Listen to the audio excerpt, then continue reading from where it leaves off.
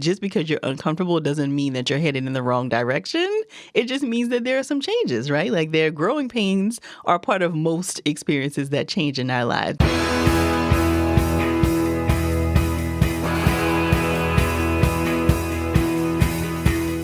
Welcome to The One You Feed. Throughout time, great thinkers have recognized the importance of the thoughts we have.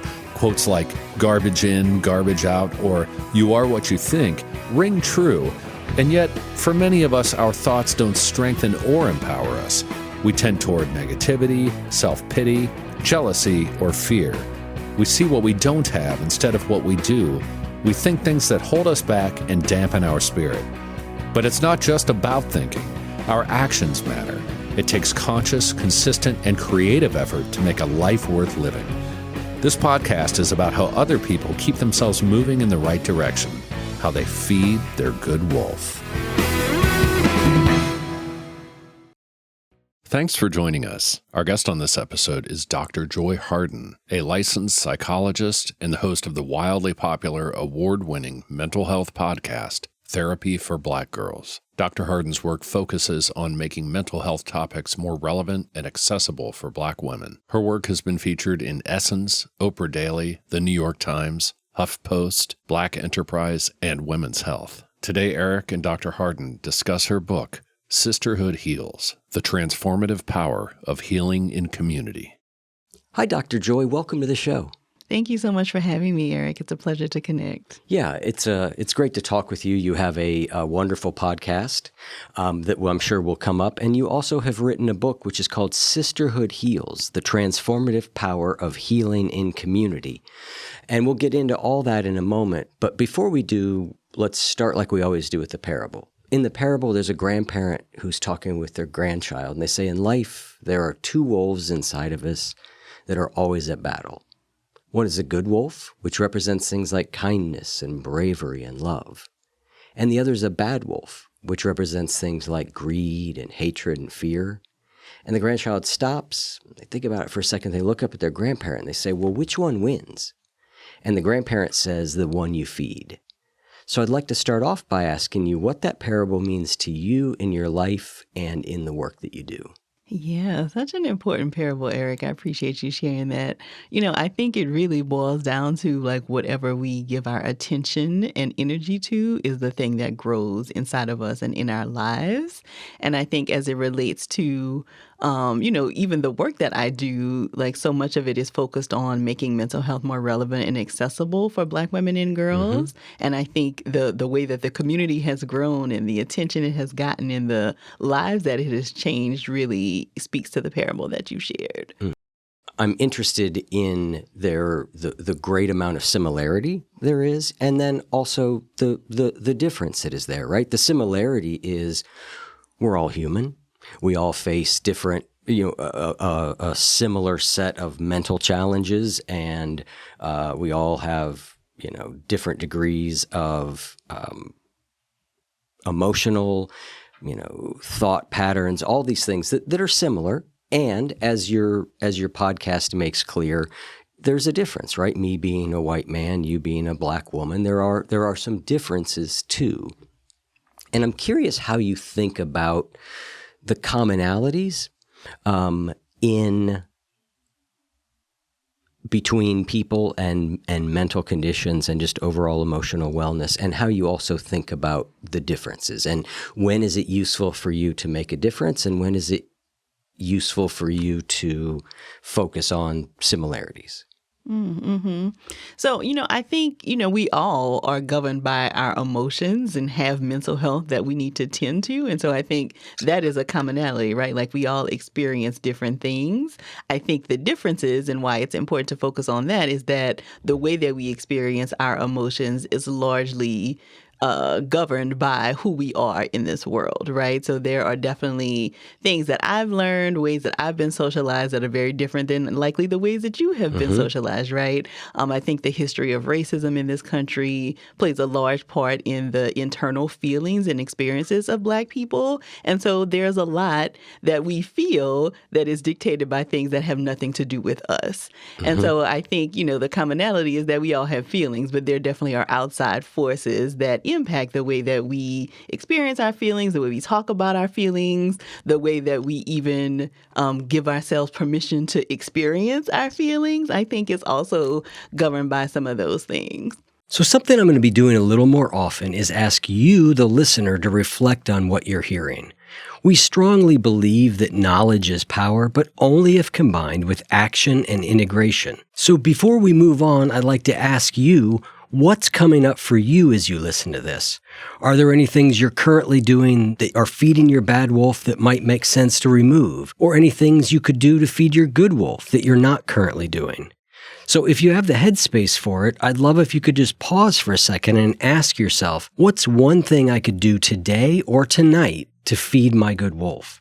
Whatever your thing is, a really useful strategy can be having something external, a prompt or a friend or a tool that regularly nudges you back towards awareness and intentionality. For the past year, I've been sending little good wolf reminders to some of my friends and community members. Just quick little SMS messages 2 times per week that give them a little bit of wisdom and remind them to pause for a second and come off autopilot. If you want, I can send them to you too. I do it totally for free and people seem to really love them. Just drop your information at oneyoufeed.net/SMS and I can send them to you. It's totally free, and if you end up not liking the little reminders, you can easily opt out. That's oneyoufeed.net/SMS, and now back to the episode.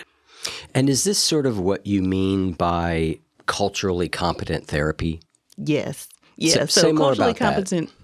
Yeah, so culturally competent therapy really refers to a therapist having an understanding of some of these outside factors that may influence how we experience our feelings and emotions, and also understanding the stigma related to mental health concerns for communities of color, right? So we know that there is a large stigma. There's a large, it has not always been okay for communities of color to even talk about not feeling well, right? Like this idea that you should be strong all the time, and if you have to ask for help, it's a weakness. That is something that many communities of color are kind of socialized to believe by parents and grandparents. And so having therapists who understand what you may be bringing into therapy and have a sensitivity to walking you through some of those things, I think is really important for a therapist. There are also some things that people experience that you want your therapist to just understand, right? So one of the common examples that comes up is, Black women will often change their hair a lot, right? So maybe one week I come to session, I have braids, the next week it's straight. And so spending a lot of time in your therapy session talking about oh, I noticed that your hair is different may feel a little off-putting if you don't understand that that is just kind of something that happens. Another example is, Black people and other people of color often have experiences in retail shopping kinds of places where they are followed, or have experiences with law enforcement.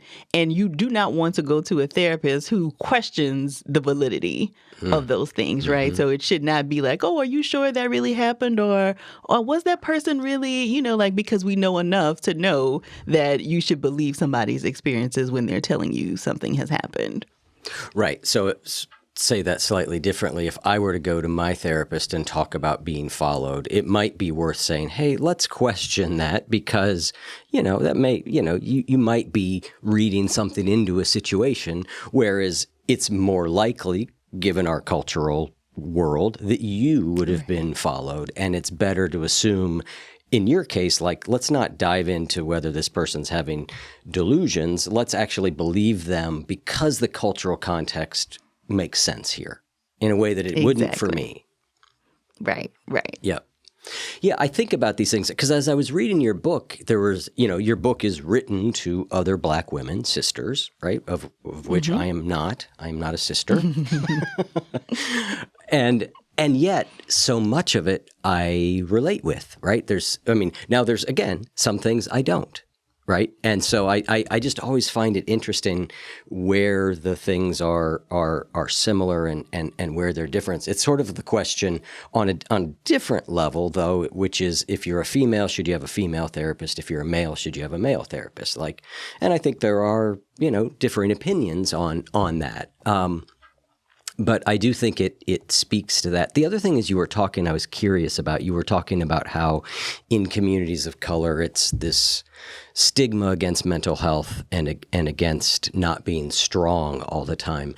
And I was thinking a little bit like, well, that certainly was the case in all culture, maybe 100 years ago. So do you think that it's just the stigma has lifted more quickly out of white culture than it has out of Black culture?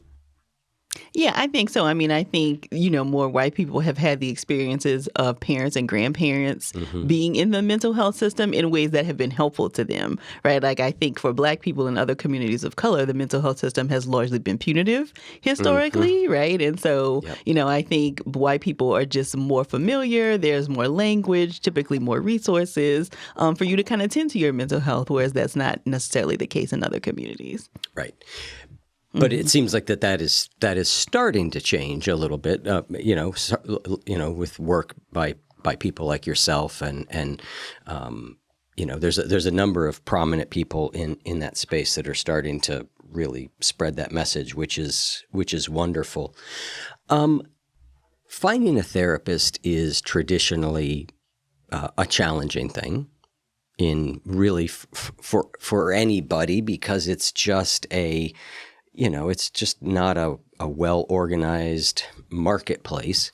And yet I assume it's even more so, obviously, if you're trying to find somebody who's culturally appropriate for your type of therapy.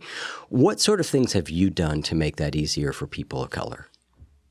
Yeah, Eric, you bring up a really good point, and I just want to stop and talk about the difficulty in finding a therapist, because I think the process is a little different than like just if you're looking for a primary care physician or like a dentist, right? Like typically you will maybe like if you're using insurance benefits, you'll go to like whatever the directory or resource is. You maybe find the person that's closest to you. Maybe you look up some reviews, or maybe you get a referral from friends. Like it tends to be a little bit more straightforward, whereas therapy, we know that the relationship that you have with your therapist is actually the thing that makes all the difference. And so, of course, you want a dentist probably that has good bedside manner, right? And that is pleasant. But if they are a great dentist and they're not like so great bedside manner, you might let it slide because you only see them, once or twice a year, maybe if everything is good.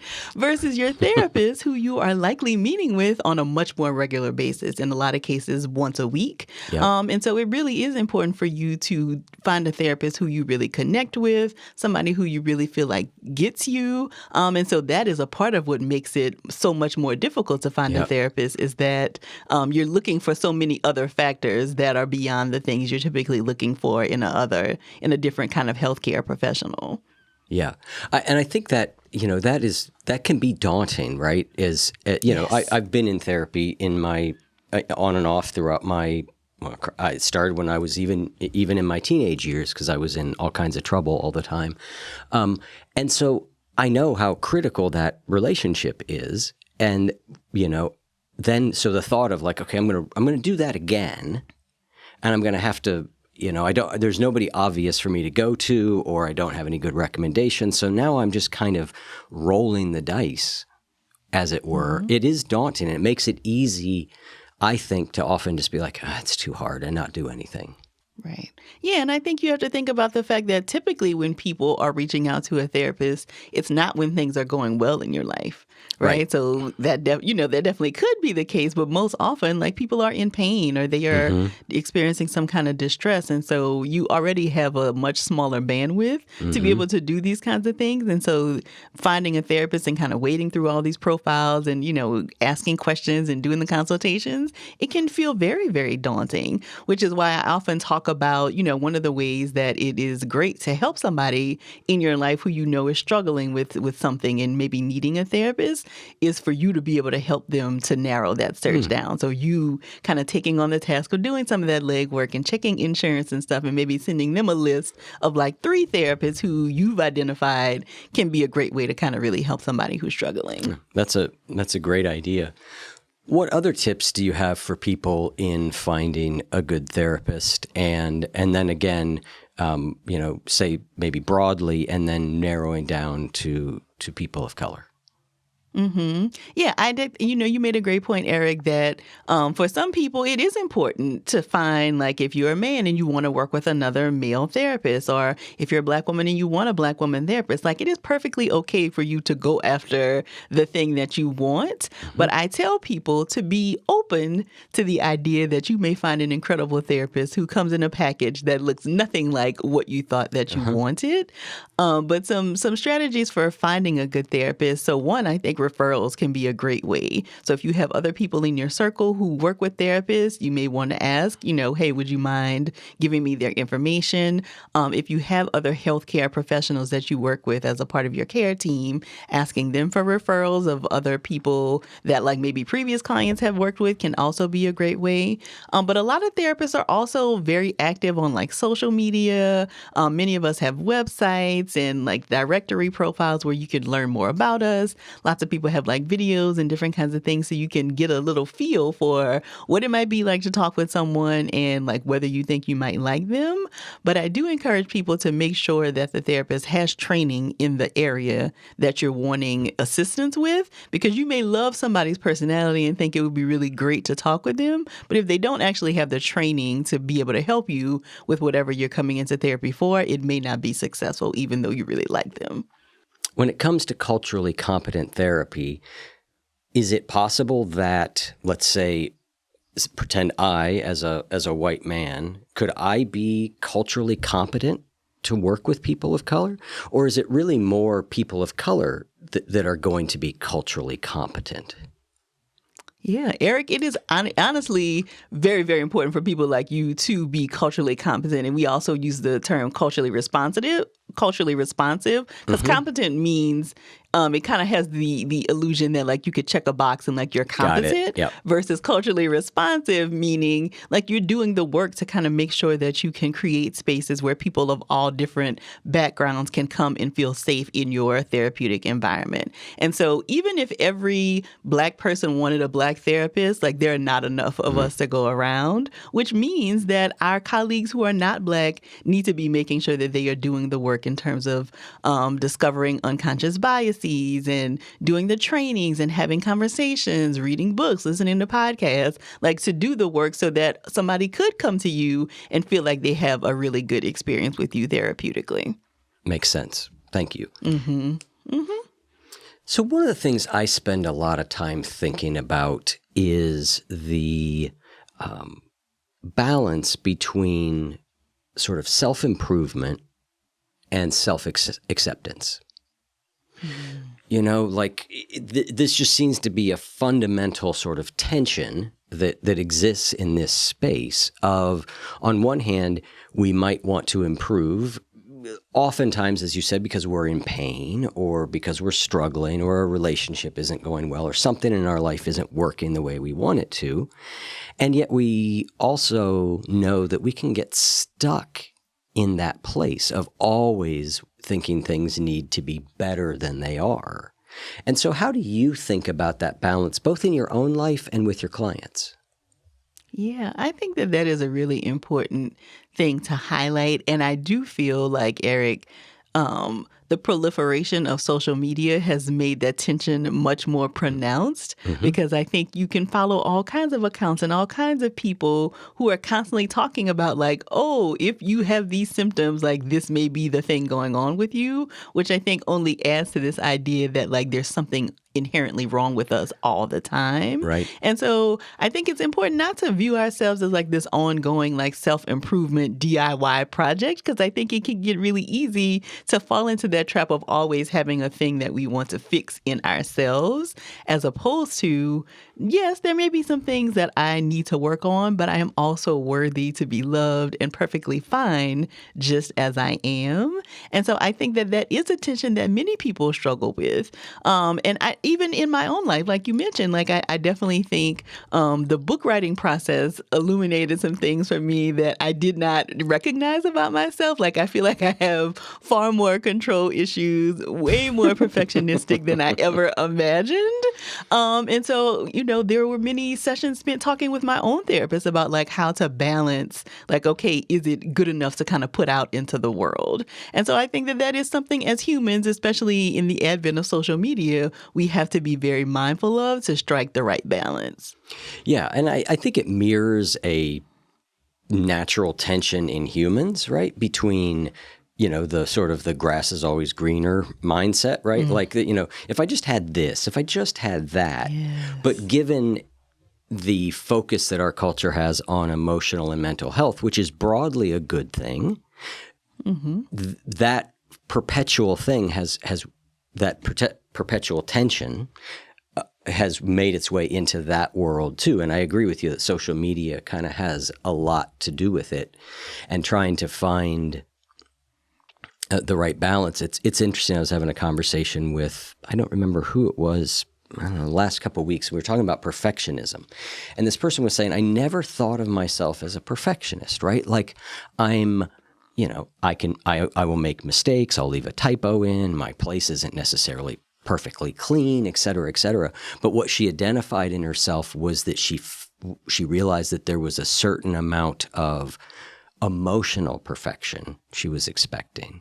She was expecting to always be happy, for things to always be going well. And when they weren't, she was suffering as a result of that. And I just had never heard perfectionism turned in that direction, right? And I immediately went like, oh yeah, that makes sense to me.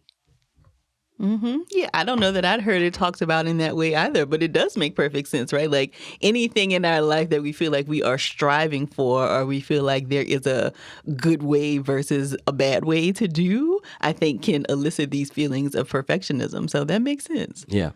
You have a definition of healing, which is, you say, I define healing as the process of revising and rewriting the difficult things that have happened to us so that they become part of our story, but not the entirety of our story.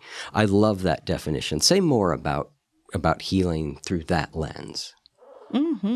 Yeah, so I think when something difficult happens, naturally it becomes like the center of our lives. So if there is a loss, if we experience some kind of traumatic event, like we are kind of singularly focused in that place for quite some time. And I think it takes some time before you can recognize and get to a place where it is, yes, still a part of your story, but it is not the singular focus of your story. And I think that is what a support system helps you to do. That is what therapy helps you to do. That is what all of the other coping strategies that we engage help you to do, is to allow that thing or that experience to become a part of your story without it becoming the singular focus.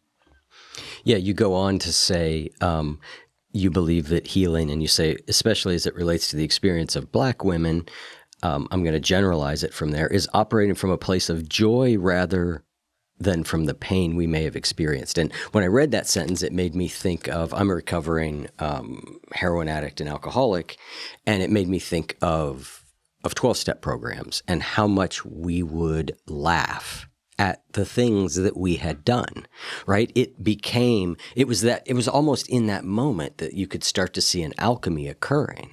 Right? The minute that you heard somebody else cracking up about something you were feeling deeply ashamed about, there was something that just started to shift. And so I loved sort of the calling out of humor also as a good indicator for me that the healing journey is underway. Yeah, because I think that indicates that there's some distance, right? Like it's really hard to laugh about something that you're actively still going through and trying to like fight your way out of, versus the humor, I think, allows you to kind of almost look at it as if it didn't necessarily happen to you. Like you're able to have some perspective on it that I think you're just too close to when it kind of first happens. Yeah. So what do you think are some of the key things that we can do to help us revise and rewrite that story? You talked about some of the containers we might do it in, therapy or group therapy or with friends, but what are some of the tools within those containers that we use to sort of take control of that narrative again? So the first one you've actually already shared is actually sharing your story, right? So you talked about like the shame that we often feel when things happen. And I think that that is probably the largest barrier to us beginning the healing process, is to actually let go of the shame we're experiencing around whatever this thing is that has happened to us. And I think that that is also the thing that gets in the way of connecting, is that we feel like we are the only person who has ever felt whatever XYZ is, right? And I think in groups or in friendship circles, we are able to realize like, oh my gosh, like you felt that too. Like I really identify with that. And so I think the first strategy is really to be able to share our story and let people know this thing that has happened to us, or this experience that we're holding on to, so that we don't feel ashamed about it anymore.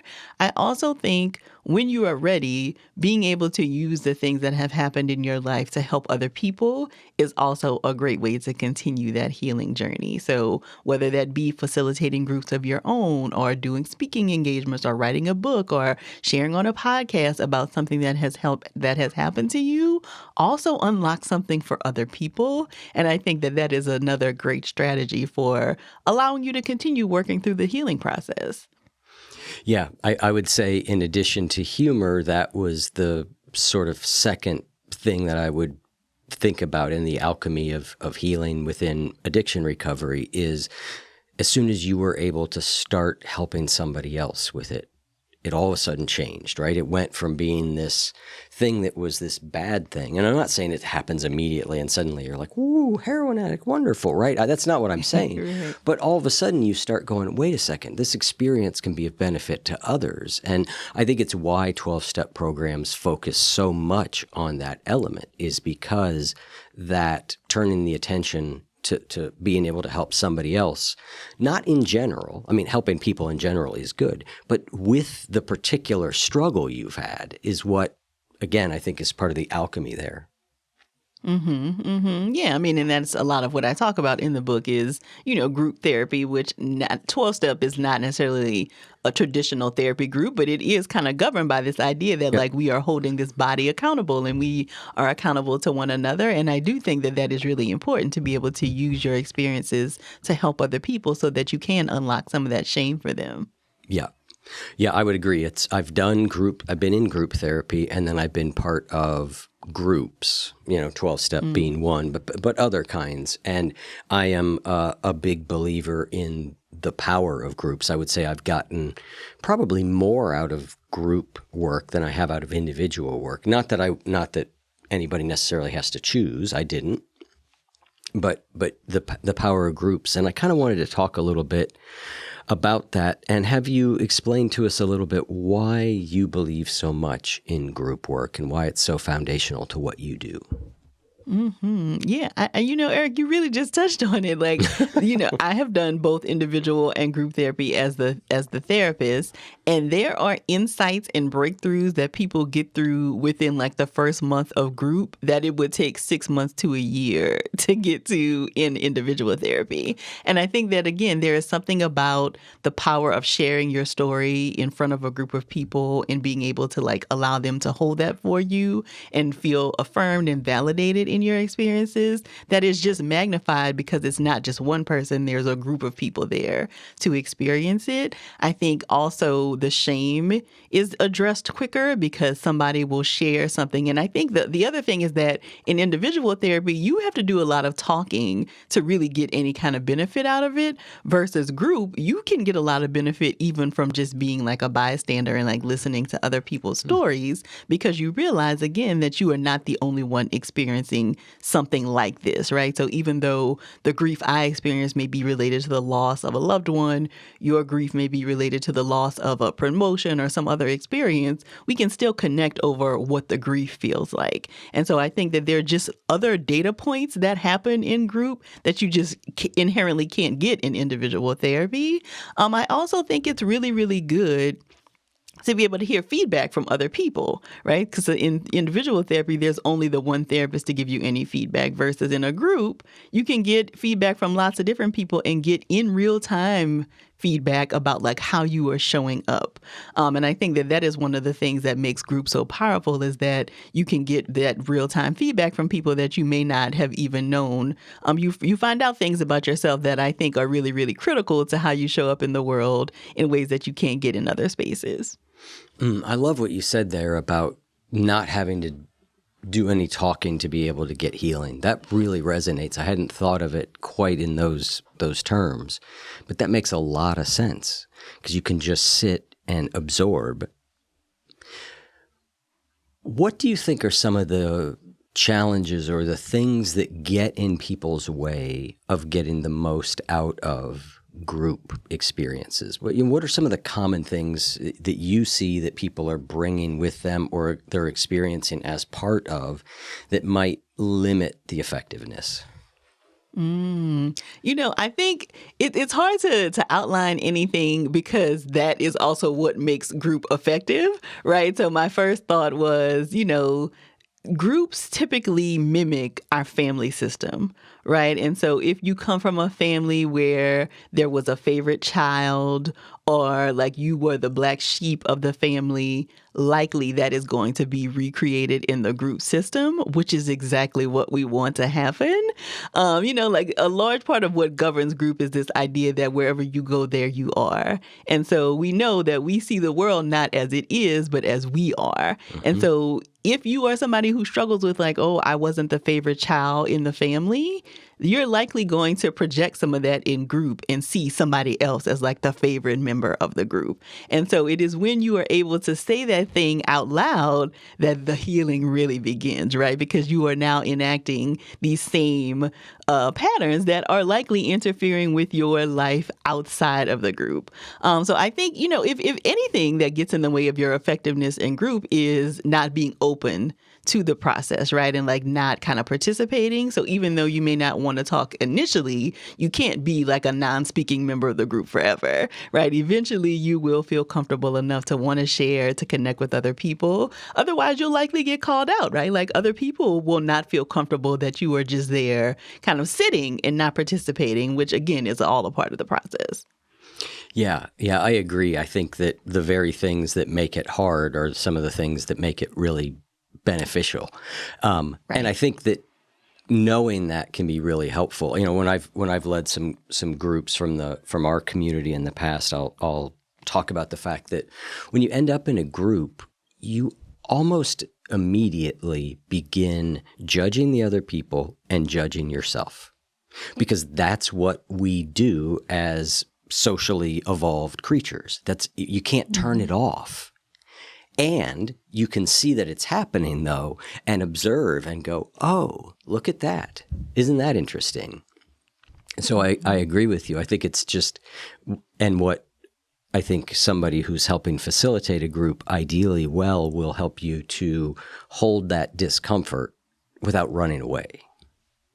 Exactly. Yeah. I mean, I think that group is the place where it is okay to say some of those internal thoughts that we're having, right? Because you're right. Like, you can't necessarily turn off the judgment or the observations that you're making about other people and yourself. And group is the place where you're actually wanting to give voice to that thing so that you can figure out like, oh, I do this in other areas of my life and I didn't realize that. But being able to say it in group really gives voice to that and lets you work through it.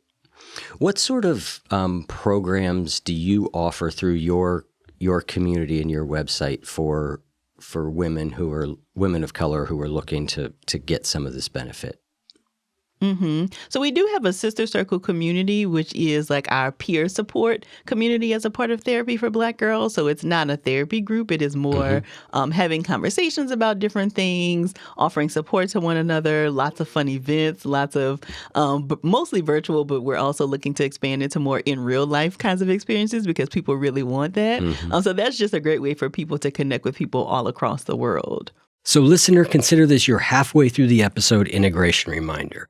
Remember, knowledge is power, but only if combined with action and integration. It can be transformative to take a minute to synthesize information rather than just ingesting it in a detached way. So let's collectively take a moment to pause and reflect. What's your one big insight so far, and how can you put it into practice in your life? Seriously, just take a second, pause the audio, and reflect. It can be so powerful to have these reminders to stop and be present, can't it? If you want to keep this momentum going that you built with this little exercise, I'd encourage you to get on our Good Wolf Reminders SMS list. I'll shoot you 2 texts a week with insightful little prompts and wisdom from podcast guests. They're a nice little nudge to stop and be present in your life. And they're a helpful way to not get lost in the busyness and forget what is important. You can join at oneyoufeed.net/SMS, and if you don't like them, you can get off the list really easily. So far, there are over 1,172 others from the One You Feed community on the list, and we'd love to welcome you as well. So head on over to oneyoufeed.net/SMS, and let's feed our good wolves together. Let's move from groups to a smaller unit of, people that you talk about in the book a fair amount, which is friendship. Talk to me about why you see friendship is so valuable. Yeah, I think it's just really the foundation of much of our lives. I think we are not meant to be individual in this thing through going through life, right? Like we are social creatures, as you mentioned.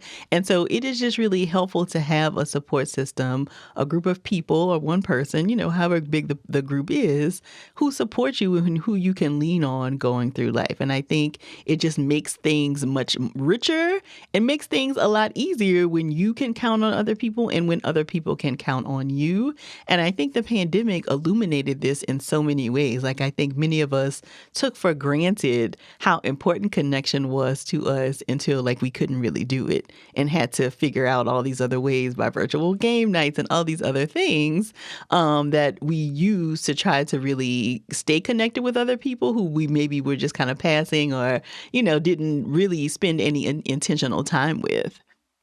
Yeah, you talk about in friendship, you say, why is it that friendships allow us to exist in this way that is more open and relaxed? And you say much of it's likely related to the fact that not much attention or pressure is placed on what friendships look like. Mm-hmm. Yeah, I think, there's so many resources, Eric, about like how to be a great romantic partner, like how to be a great parent. Like there are all of these books, resources, podcasts. And, thankfully there's more, I think, coming out around friendship now. But that largely, I would say, is in the last like 5 to 7 years. Yep. And so we just don't have the wealth of information about like how to do friendship well that we have for other relationships in our lives. And I think friendship has largely been relegated to this like second tier kind of relationship in our lives, right? Like romance is important, parenting is important, being a good son or daughter, like all of those things have primary importance. And it feels like friendship is this kind of thing that like just exists kind of along the way. When friendship really is in a lot of ways a central relationship in our lives. I think in friendship, we learn so much about ourselves. We realize that there are expectations we have in relationships that we can't give voice to. And so I'm really, really excited that we are paying more attention to our friends because I think that there's just so much great material there for how we respond to friends and how friends respond to us. Do we run the risk of putting the pressure into the relationship that we have around romantic or parenting if we focus too much on it? I mean, I think that that's a risk with anything, right? And I think, the conversation really has to be like, here are some things for you to explore versus like, this is the way to be a good friend, right? Because we know that there's not one answer to any relationship in our lives. But I think the plethora of resources and conversations only does well right now as we continue to explore what friendship means in our lives. Yeah. I mean, this I'm sure you're exposed to this same thing and see it everywhere in the mental health and the wellness space, which is it's become pretty clear that, perhaps the single most important contributor to overall well-being is relationships. It just seems like that is being shown again and again in studies. And I think, like you said, I think it's all of it to me.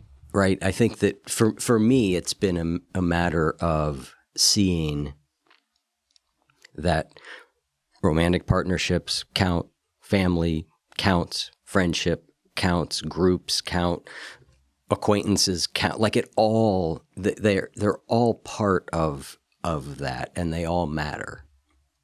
Mm-hmm. Yeah, Esther Perel talks about this in her work, how historically we have relied much more on a village to get our needs met, right? Like there were friends that you kind of did your chores with, and then friends you hung out with for pleasure, and, then maybe your romantic partner. And at some point, like all of that kind of became focused on our romantic partner, right? Like that this is the person who meets all of these needs and how unsustainable that is. And so I'm really glad that we are exploring this idea that like we do actually need a village. We do need a variety of people to meet different needs in our lives. Do you have tips for people about making new friendships later in life? I think this is so important. This question comes up quite a lot because I think, when you're young or like in college, like it's kind of like these ready-made options for you to develop friends, right? Yeah. But I think when you're older and kind of in the workforce, it takes a lot more work. And so one of the things that I suggest for people is to look around in the background of your life to see if there is someone who could move to the foreground with a little bit of effort. So is there somebody who you kind of see in the carpool line when you're dropping your kids off for work, or somebody who sits next to you in a yoga class and you kind of exchange pleasantries, but it's never gone further? Can you take a step to see if this could be a more important relationship? So can you open yourself up to say, hey, do you want to grab a smoothie after yoga? Or, hey, do you want to grab breakfast after we drop the kids off? Now, the thing that gets in our way is that nobody likes rejection, right? Like nobody wants to be told no, but the only way that we can get closer to these opportunities for connection is, unfortunately, to open ourselves up to a little bit of rejection. But I think that for a lot of us, there are people kind of just in the background who could become more important, right? And not necessarily like your new best friend, though that could happen, but it could become somebody that is important for you that can become a part of your support circle. I want to also add, Eric, I think another great way, of course, to find people who can become a part of your circle is to engage in the kinds of things that you are interested in, and then you likely meet other people who are also interested in that, right? So taking a new class at your local college or university, signing up for some kind of meetup group, or getting involved with a faith community, like all of those are great opportunities for you to just meet other people who have similar interests, which is often a way that friendship begins. You talk about something called self-silencing. What does that mean?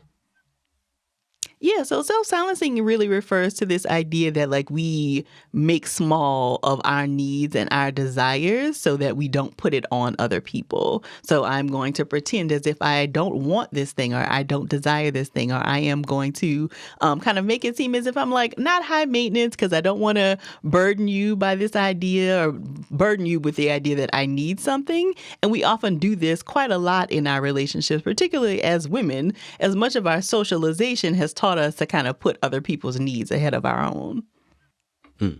And so what are ways of noticing that that's actually what's happening and then working with it?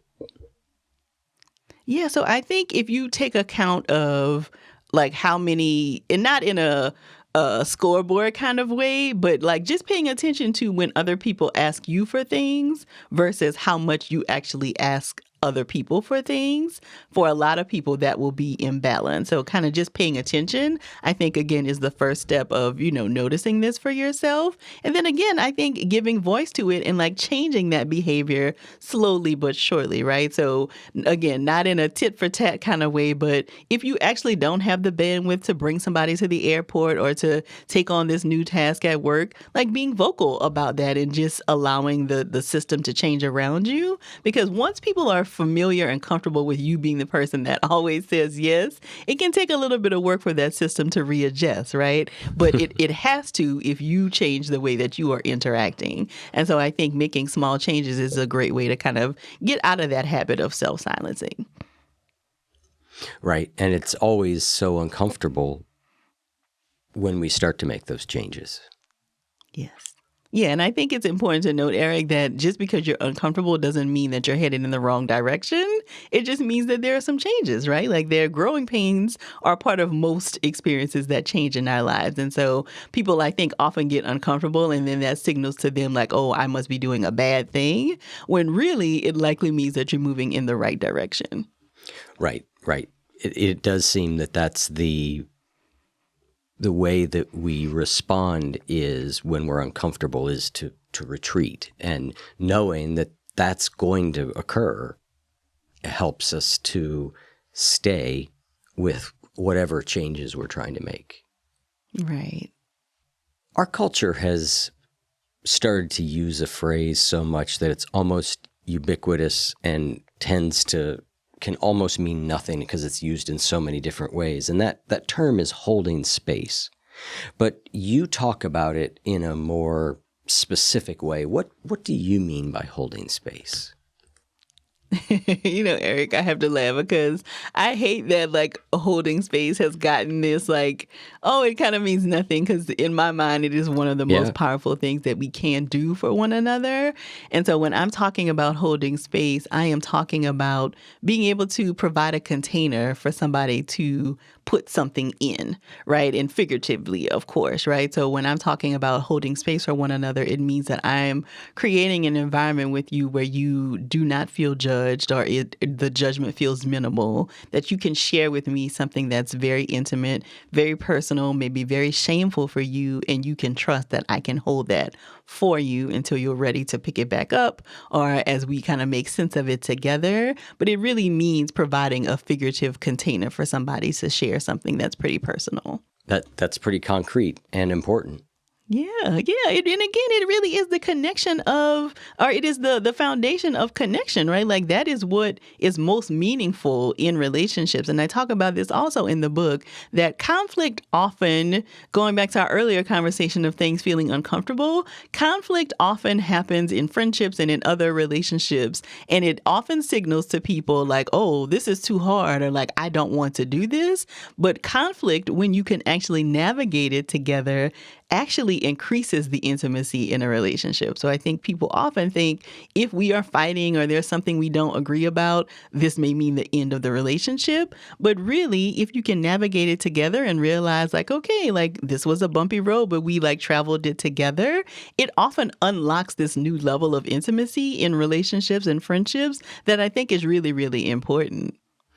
That is a lesson I feel like I have spent a lifetime trying to learn, and probably will spend the rest of my lifetime learning. I think given, family dynamics where conflict was always destructive, it never went anywhere positive.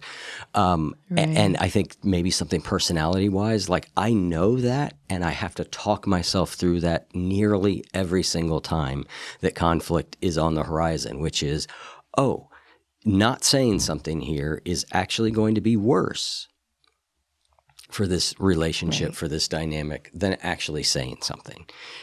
Mm-hmm. But it does not come easy. Yeah. No, and I love that you're talking about like having to talk yourself through it, right? Because I think that is the case for a lot of us. Like most of us were probably not raised in spaces where like conflict was taught that it's a good thing and like we can disagree in healthy ways. Like I think a lot of us are figuring that out as adults and maybe trying to teach our, the young people in our lives something different. But I think a lot of us struggle with that. And so it's okay to struggle with it, right? It is okay to not do it right the first time. Like there are often things that happen that will keep happening, right? Like, so I think people will often feel like, oh, I didn't say something that one time, but usually these things repeat themselves. And so you always have another opportunity to do a better job the next time, or to go back and say, hey, we had this conversation on Tuesday and I'm still feeling a little unsettled about something. I wonder if I could talk with you about it, right? Like, so you don't even always have to address it in the moment. It is really about just addressing it in general that is really important. Yeah, and that certainly seems to be the case, that these things, like you said, often you get a second or third or fourth try, right, because if it's enough, in my case, to bother me enough that I probably should say something, it's probably not a one-time thing. I mean, I'm not saying that's not always true, but it's often the repetitious nature of it that starts to make it something where I'm like, oh, this is really starting to bother me. Exactly. Especially if it's like with people who are, figures in our lives, right? So whether that be a friend, a partner, a parent, like we get multiple opportunities to interact with these people. And so it's likely going to come up again. I know that one of the things, it's a disclaimer you start your show with, which is, hey, this show is not a substitute for working with a licensed mental health professional. So I'm giving that caveat since you give it. And a lot of people either don't have access to therapy or are not at a point where they're ready to do that. And yet they might be wrestling with different things. And I'm just going to pick a couple common things that people might describe and see if there's any tips that you tend to recommend to people. Again, not in substitute of getting more help, but maybe from a do-it-yourself perspective a little bit. And the first would be anxiety. I'm curious if you could first maybe delineate for us the difference between a general nervousness about the way certain things are going to turn out that I think is just part of the human condition, and what starts to become anxiety. That's a great question, Eric. So everybody experiences anxiety, right? Anxiety disorders are the most diagnosed mental health concern. So I want people to know that if you struggle with anxiety, whether it is a normal level or something that is diagnosable, you are in good company because all of us have anxiety. But the thing that differentiates, like you need a little bit of anxiety to like get you off the sofa when you know you should be like writing a paper or recording a podcast episode, right? Like there's a little bit of anxiety in our lives that is necessary, but when it crosses the line to interfering with other things in your life is when it can become concerning. So if the level of anxiety you're experiencing stops you from interacting with people in your life who you really want to be interacting with, it forces you to feel so uncomfortable that you can't leave your house or you're having difficulty just operating in your daily life, that is when I think that is an area of concern and something that may require some additional attention.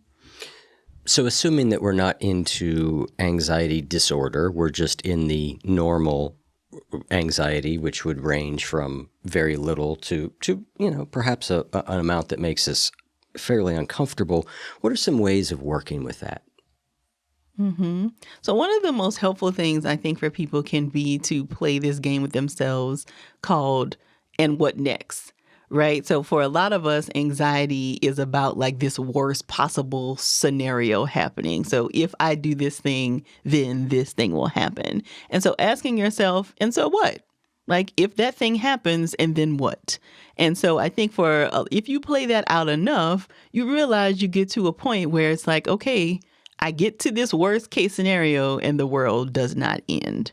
And so I think being able to play that out and like figure out, okay, what resources do I need at each of these steps to support myself if this awful thing happens can really help people to like relax a little, maybe not completely, but when you realize like, okay, even if this worst possible thing happens, I will be okay. I have people in my life I can call on. I have resources to get support with whatever it is. I think that can really help people to let go of some of that anxiety.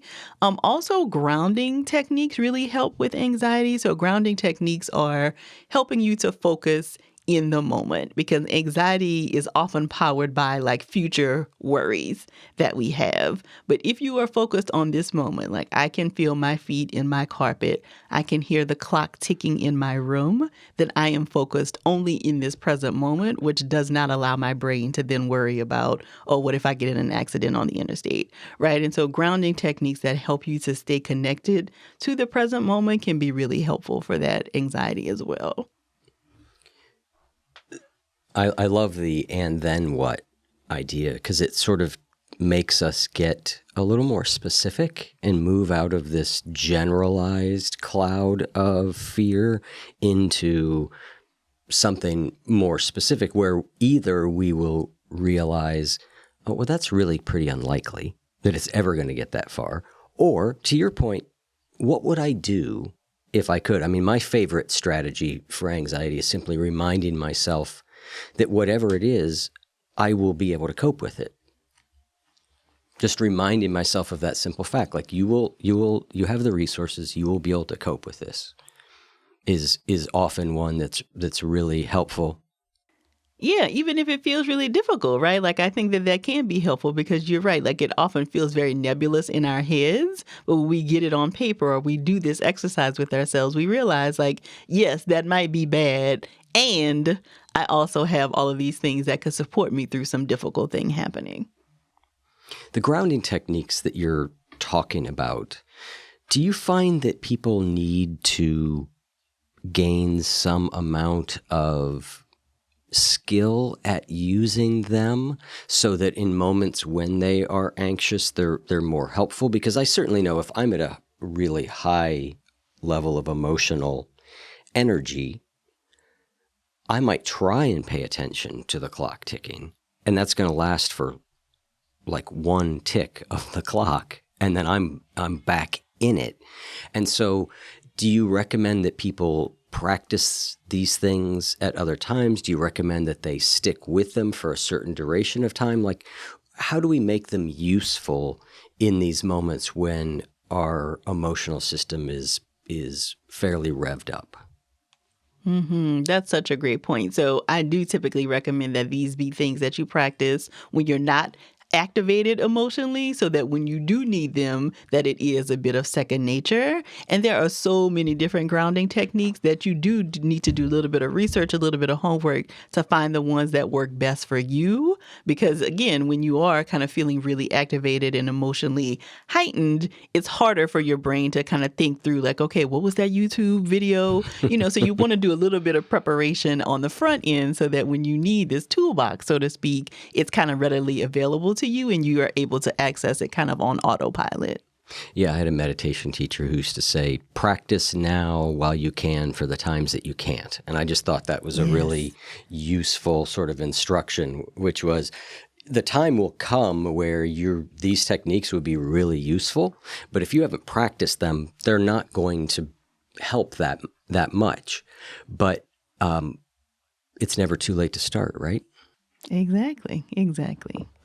So I'd like to wrap us up by asking you a little bit about what can the wider community do to support mental health initiatives specifically tailored for Black women or for people of color? What can those of us that are not part of that community do to support the type of work that you're doing to make these things more accessible and less stigmatized? I think sharing the resources help a ton. So just allowing more people to know about the resources, I think goes a very long way because you never know who needs the resource or who knows somebody who needs the resource. So being able to share the directory, share about our sister circle, I think goes a long way.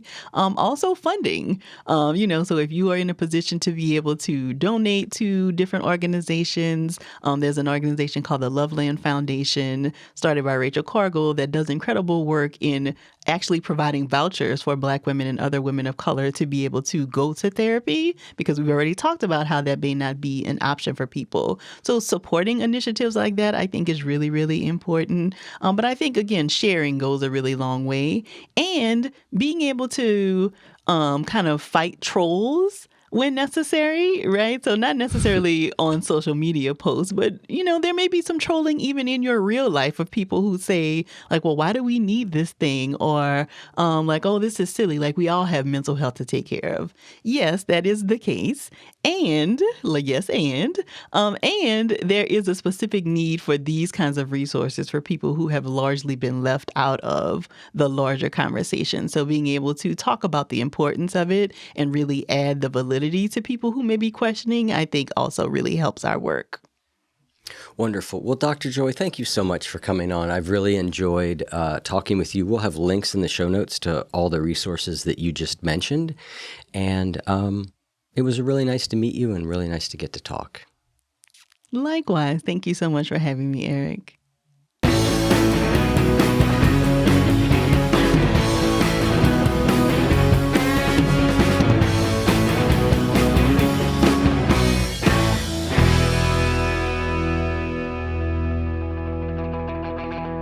If what you just heard was helpful to you, please consider making a monthly donation to support the One You Feed podcast. When you join our membership community with this monthly pledge, you get lots of exclusive members-only benefits. It's our way of saying thank you for your support. Now, we are so grateful for the members of our community. We wouldn't be able to do what we do without their support, and we don't take a single dollar for granted. To learn more, make a donation at any level, and become a member of the One You Feed community, go to oneyoufeed.net/join. The One You Feed podcast would like to sincerely thank our sponsors for supporting the show.